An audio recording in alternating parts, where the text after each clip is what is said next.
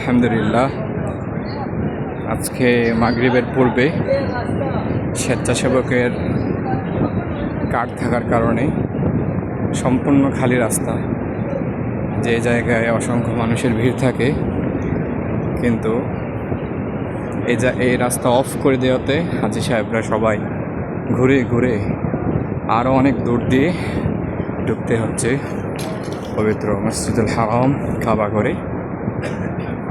তবে যারা খুবই বয়োজ্যেষ্ঠ তাদের জন্য একটা ব্যবস্থাপনা হওয়া উচিত, অ্যাটলিস্ট তাদেরকে একটু ছাড় দেওয়া উচিত, যে এখানে তারা একটু আগে ঢুকতে পারলে তাদের কষ্টটা অনেক কম হবে।